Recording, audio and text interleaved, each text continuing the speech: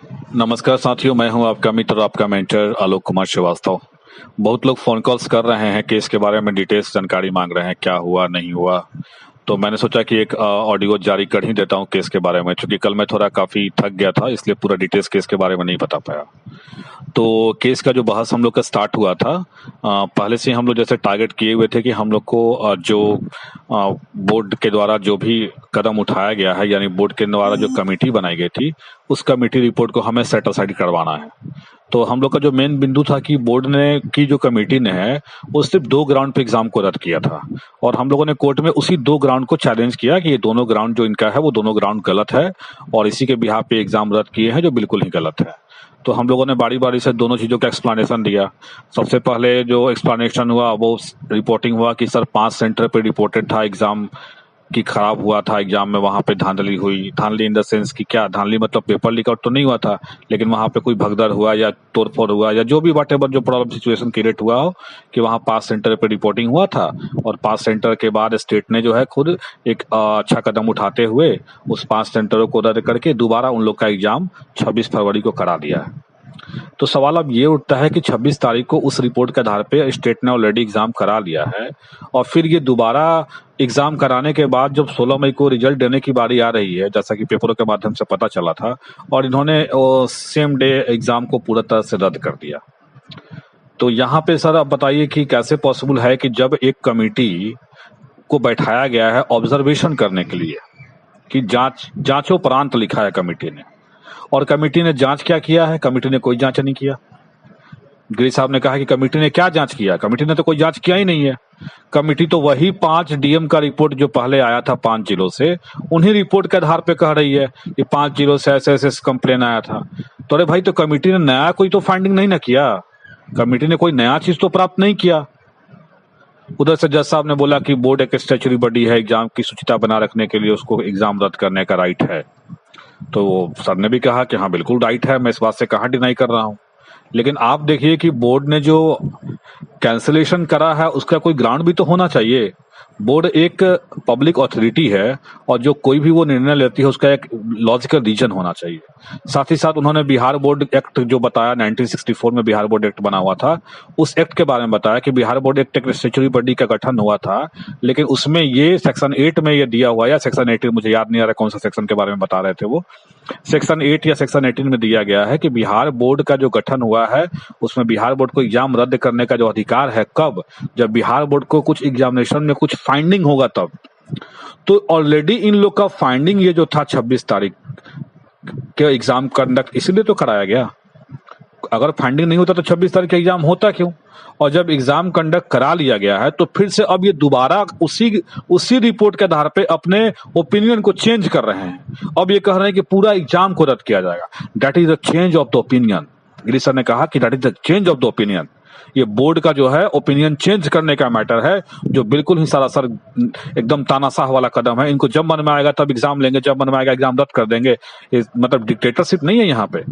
यहाँ पे rule of law है। इंडिया में हमारे रूल ऑफ लॉ है, कानून का शासन है, कानून के अकॉर्डिंग कोई काम होना चाहिए। आप ले रहे हैं वाइज एक्शन, चलिए अच्छी बात है, लेकिन आपका कोई रीजन तो होना चाहिए।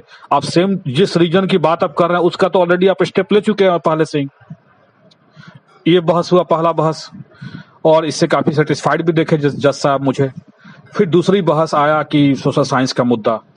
सोशल साइंस के मुद्दे को गिरी साहब ने इतना अच्छा एक्सप्लेन करा है कि मैं बता नहीं सकता हूं आप लोग को, कि उन जज साहब खुद एडवोकेट जनरल जब उसके बारे में कहने लगे, इस बात के बारे में, सोशल साइंस के बारे में, कि सामाजिक विज्ञान में 2 विषय इतिहास और भूगोल में से कोई एक पढ़ना चाहिए था ग्रेजुएशन में, और एक विषय इकोनॉमिक्स या सिविक्स में से कोई होना चाहिए था। तो वहां जज साहब ने खुद एडवोकेट जनरल को बोला कि ये तो एलिजिबिलिटी क्राइटेरिया है, ये तो स्पष्ट आपके विज्ञापन में दिया ही हुआ है कि एलिजिबिलिटी क्राइटेरिया है, और आपका एग्जाम जो हो रहा है वो एग्जाम तो आप इतिहास भूगोल के लिए थोड़ी लड़ रहे हैं, आप तो एग्जाम सामाजिक विज्ञान के लिए लड़ रहे हैं। ये कमेंट जज साहब का खुद था। यानी हम लोग पूरी तरह से सेटिस्फाइड हो गए कि अब जो है सोशल साइंस मुद्दे में हम लोग को कोई टेंशन नहीं है। हाँ, टेंशन थोड़ा सा मुद्दा था बस ये कि उधर से एजी ने जब बोला एग्जाम की प्योरिटी के लिए अगर बोर्ड ने एक कदम उठाया है तो फिर हमारे गिरी साहब ने भी पूरा उसका जवाब दिया कि भाई ऑलरेडी आप एक्शन ले चुके हैं इस विषय में, आपने 26 फरवरी को री एग्जाम कंडक्ट कराया था और अब ये आप एक बना रहे हैं अवधारणा क्या कि हो सकता है कि क्वेश्चन एक जगह से दूसरी जगह पे चला गया होगा जहां पे 5 सेंटर पे गड़बड़ी का आरोप है। इस तथ्य से इनकार नहीं किया जा सकता है। तो that is a negative influence और आप एक निगेटिव इन्फ्लुएंस के आधार पर एग्जाम को रद्द नहीं कर सकते हैं, क्योंकि बिहार बोर्ड बीएसईबी एक्ट 1964 कहता है कि सेक्शन 18 में कि वो आपको अगर रद्द करना है कोई एग्जाम तो उसके लिए कुछ फाउंडिंग होना चाहिए, कुछ फाउंड, इफ इट फाउंड लिखा हुआ है उस एक्ट में। बताइए, गिरिजी जी बीएसईबी एक्ट को निकाल दिया, उसको बोले कि अगर उस एक्ट में लिखा हुआ इट इज फाउंड, यानी कुछ अगर फाउंड करेगा तब, इफ फाउंड। इन्होंने कुछ फाउंड किया? बिल्कुल नहीं। इन्होंने तो जो फाउंड किया था उसके ऊपर ऑलरेडी इन्होंने एक्शन ले लिया। वही 5 डीएम की रिपोर्ट है और डीएम की रिपोर्ट देखिए कितने तारीख की रिपोर्ट आई है 5 डीएम की।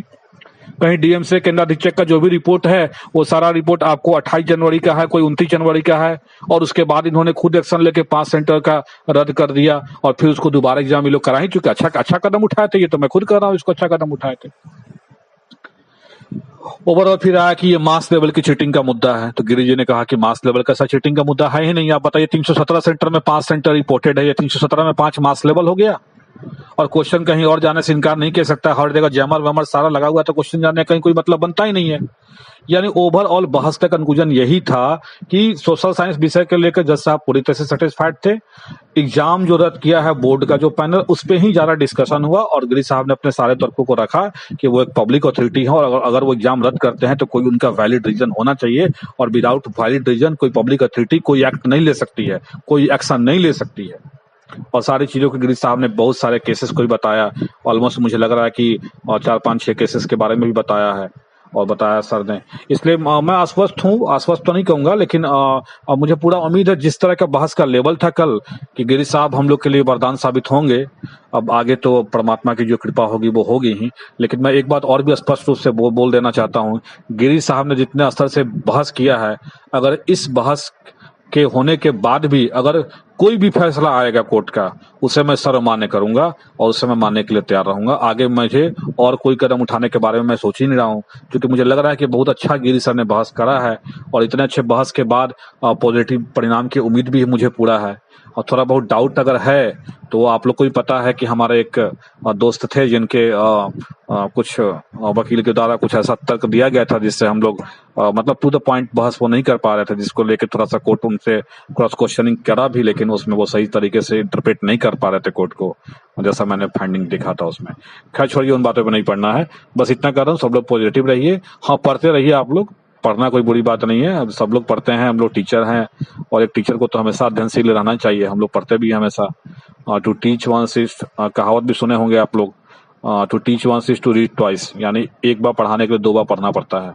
तो अभी से आप टीचर हैं, पढ़ा भी रहे होंगे कहीं ना कहीं, तो पढ़िए, पढ़ने में कोई हर्ज नहीं है। शुभ रात्रि।